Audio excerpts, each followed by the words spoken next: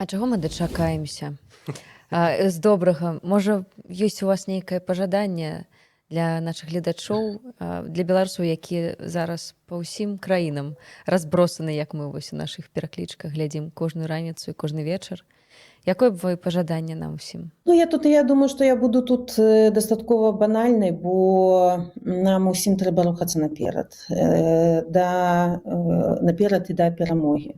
Не трэба думаць, што нехта прыйдзе нас, выратуе нашу краіну, выратуе нашых палізнявольных. Канешне, мы тут самі не зможам, нам патрэбны нашыя саюзнікі. І тут, канешне, Злучаныя Штаты Амерыкі адыграюць велізарную ролю і ў вызваленнях, і я спадзяюся ў будучыні Беларусі, але ж ўсё залежыць ад нас.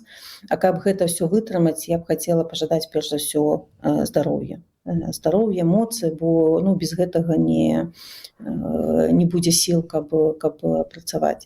І зноў жа, вяртаючыся да не вельмі добрых навін апошніх, што мы толькі пачынаем думаць пра вось нейкае такое высокае, пра здароўе, пра то, каб адзін аднаго хваліць, абдымаць толькі тады, калі атрымліваем такія дрэнныя навіны і становіцца зразумела, што ўсё гэта нейкае матэрыяльнае, гэтыя сваркі, спрэчкі, яны нікому не патрэбныя.